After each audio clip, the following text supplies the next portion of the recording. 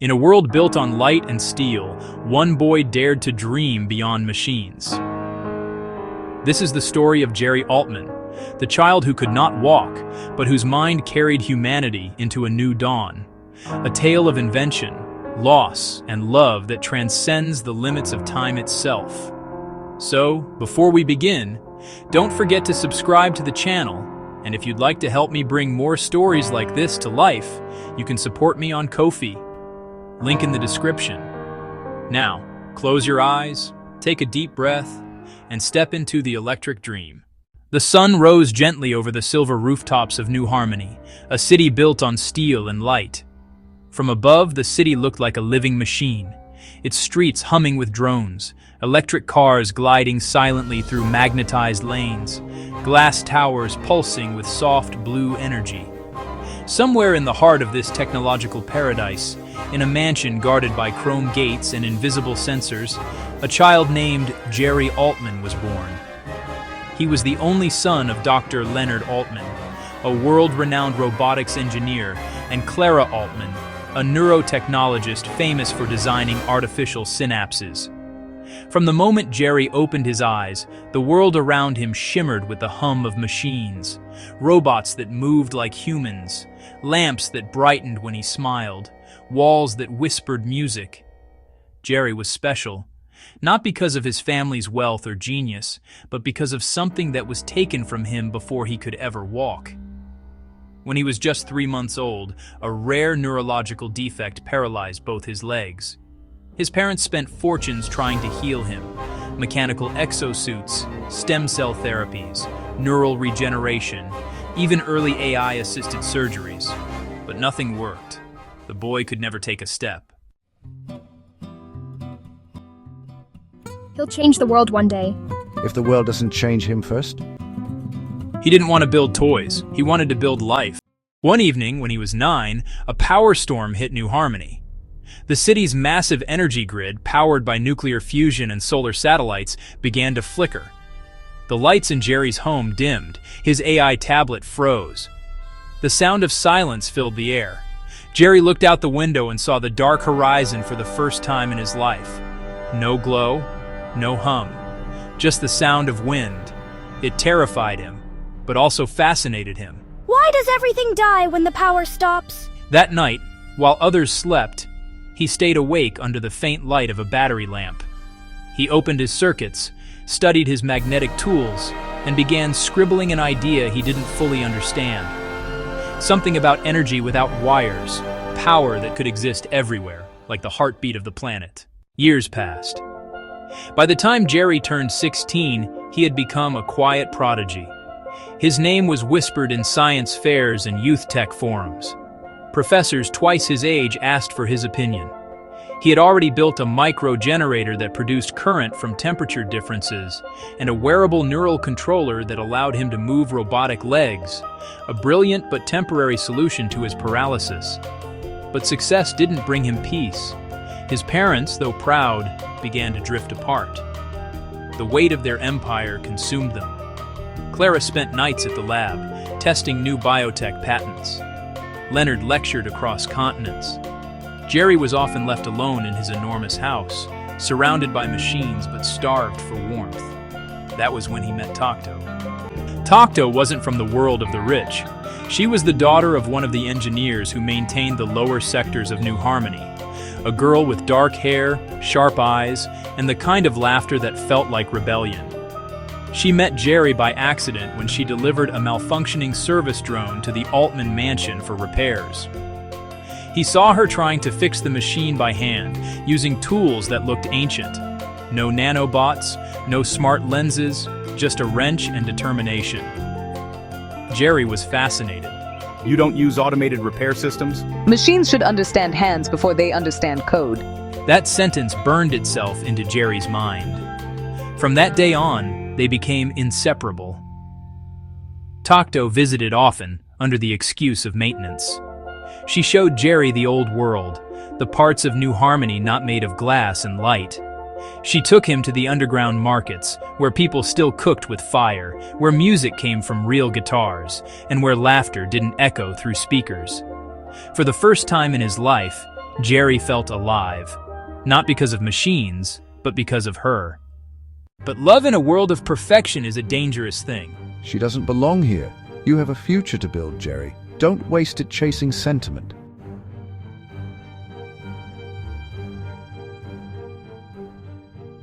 You're destined for greatness, not for distraction.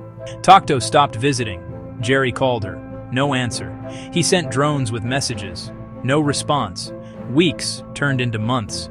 He found out later that her father had been transferred to another city, possibly as a result of his father's influence. Heartbroken, Jerry buried himself in work. He built systems, coded engines, explored electromagnetic fields. He discovered something incredible. When magnetic waves interacted at specific resonant frequencies, they could produce a self-sustaining current, a new form of electromagnetic energy that didn't require fossil fuel, fusion, or solar panels.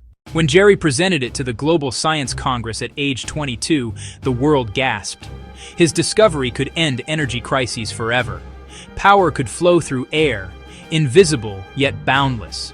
Cars could run without batteries, cities could glow without grids, and homes could breathe with endless light. He became a global icon overnight, the young genius who electrified humanity. Yet beneath the applause, Jerry felt hollow. Fame came with pressure. Corporations fought over his patent. Governments demanded control. Some called him a savior, others called him a threat. Conspiracies grew that his technology could be weaponized, that unlimited power in the wrong hands could mean disaster. And through it all, Jerry still couldn't walk. In interviews, he smiled. In speeches, he inspired. But at night, he stared at his reflection. A man who could make machines fly but couldn't take a step toward the woman he loved. Years passed in brilliance and silence. Then, one stormy night, 10 years after their last meeting, a message arrived on his private network. It was encrypted with an old code, one only Tokto had used. The world runs on your pulse, Jerry, but who keeps your heart alive? No one went there anymore. It was where the city's light died.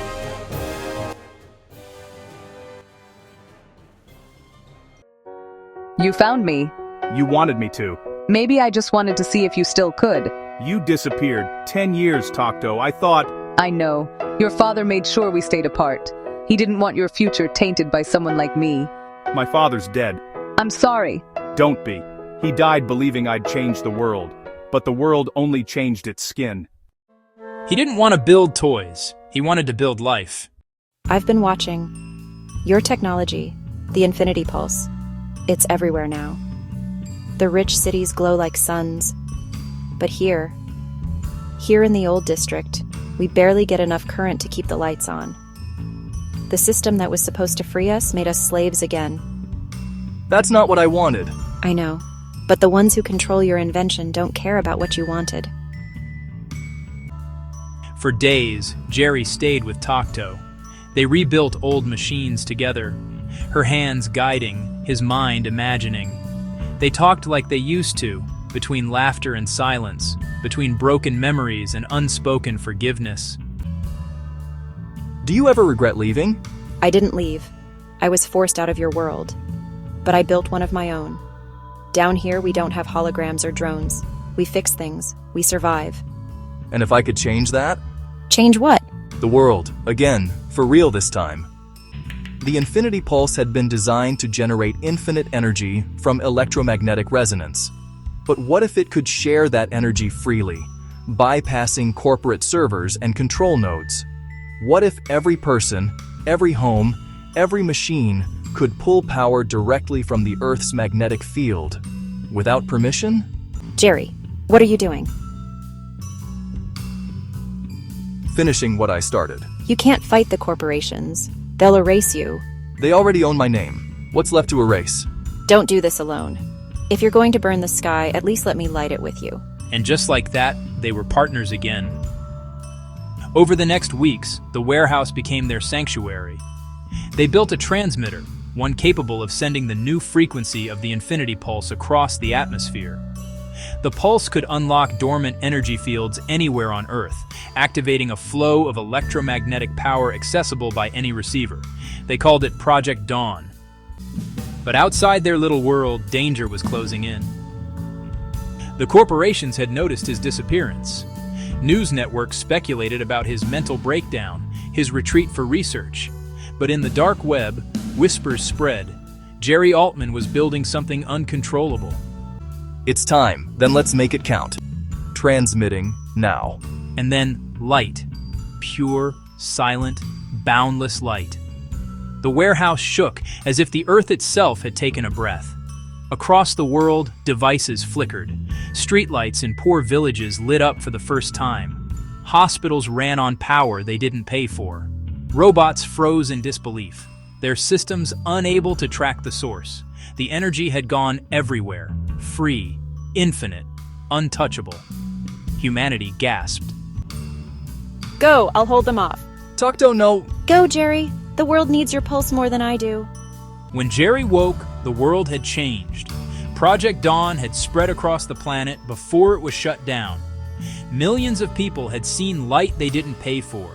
Millions had tasted freedom. The corporations collapsed, their control shattered. But Tokto, she never came back. Her name was never found in the ruins of the old district. You gave me legs, Tokto. I'll give them the world. And he did! The world changed faster than anyone could have predicted. After Project Dawn, nations dissolved their power monopolies. Corporations that once ruled the skies collapsed into dust. Electricity flowed freely, like sunlight. Cities glowed not from greed, but from gratitude.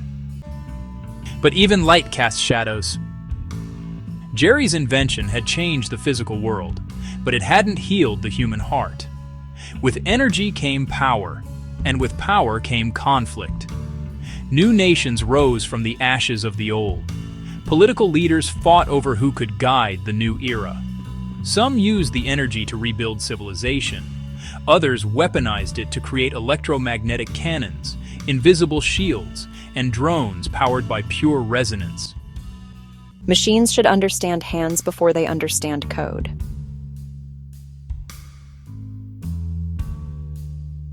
One evening, Jerry stood on the balcony of the Institute.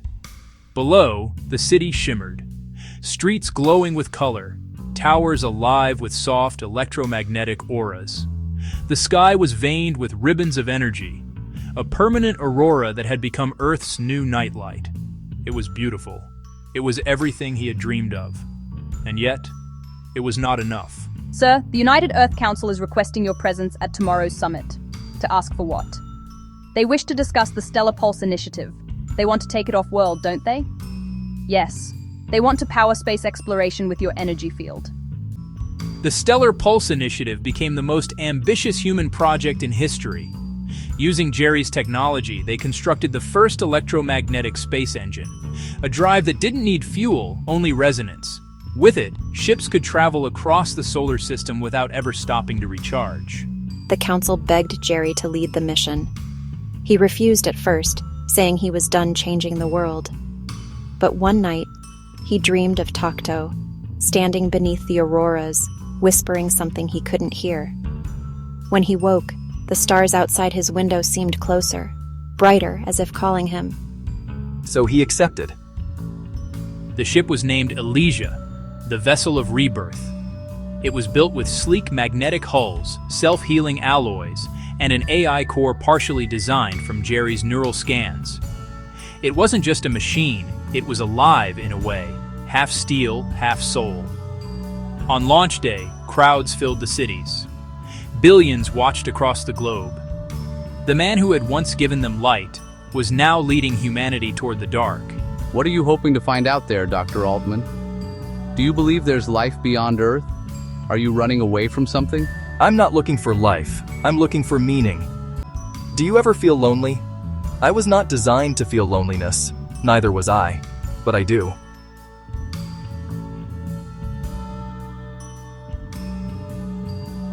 Day 43. I can't sleep. The stars hum like your machines used to. The sound reminds me of your laughter, sharp and alive. Do you know what irony is, Tokto? It's freeing the world, only to find yourself its prisoner. I sometimes think I built the pulse because I wanted to feel what you made me feel. Warmth without wires. If you're out there somewhere, maybe the light I gave the world will reach you. Maybe it already has. Months into the voyage, they reached Europa, Jupiter's frozen moon. Beneath its icy crust, radar showed strange electromagnetic activity. Pulses that mirrored Jerry's own energy signature. It shouldn't have been possible. The pulse was Earth-made. Unless something had answered it. Curiosity overtook reason. Jerry ordered a descent. It's responding. It's alive. For days he studied the phenomenon. The AI called it a magnetic organism, a life form of pure energy, existing beyond physical biology. It communicated through frequency, not language. Jerry spent hours trying to decode its patterns.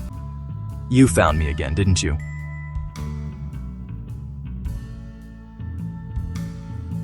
When the mission returned to Earth years later, the ship carried no treasure, no resources, no conquest. But Jerry brought something else back, a message encoded in light, proof that energy itself could think, feel, remember. He called it the echo of humanity, the idea that consciousness might not end with flesh, that perhaps love itself could live on as vibration. We built machines to make life easier, but we forgot what makes life worth living. The pulse was never about power. It was about connection. Between atoms, between people, between hearts. We are all electromagnetic beings, bound not by walls, but by frequency. And if you ever feel alone in the dark, remember, somewhere, someone's heartbeat is still resonating with yours. That night, Jerry disappeared. Some said he left to continue his research. Others claimed he transcended, his body dissolving into energy. But in the quiet corners of New Harmony, when the air hums softly with the city's invisible pulse, people say you can still hear a whisper in the static. Machines should understand hands before they understand code. Decades passed after Jerry Altman vanished. No one ever found a body. No one ever proved his death. But his presence, his frequency, never left the world. Humanity entered a new age. An age powered not by wires or fuel, but by resonance itself. People learned to channel the pulse through the air, through their homes, through their own nervous systems. Machines and minds merged seamlessly. They called it the era of harmony.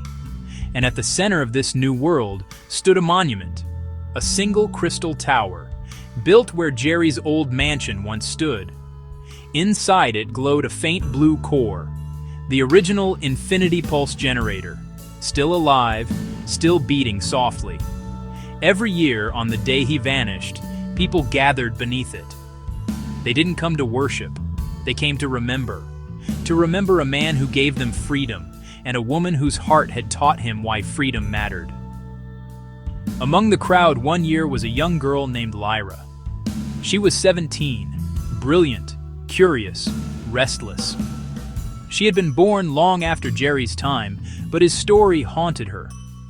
She studied old recordings, decrypted his journals, even built small replicas of his machines. To her, Jerry Altman wasn't just history. He was a question that hadn't been answered yet. If you're still out there, if you can hear us, tell me what you found. Listen.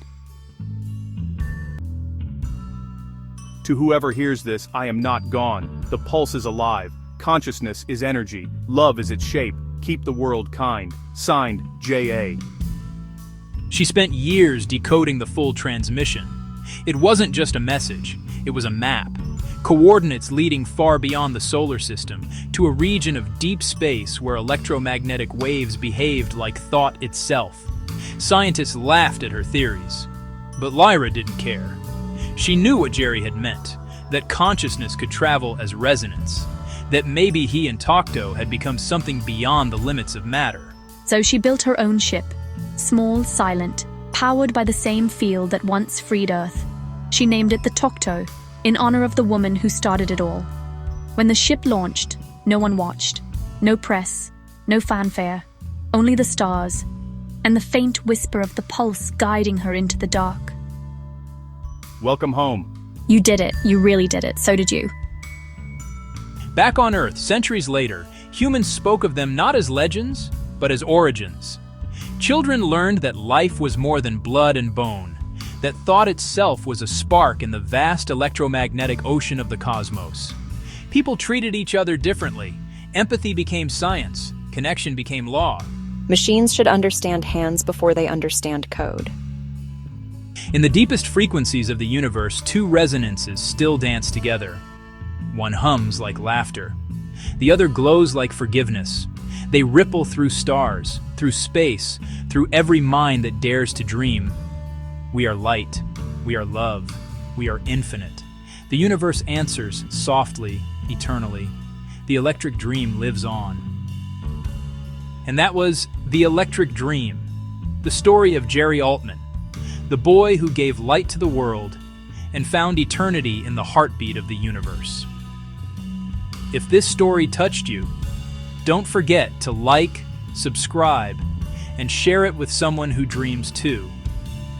You can also support my work and help me create more original stories by donating on Ko-fi. Your support truly keeps these dreams alive. Thank you for listening. Until next time, keep your light alive.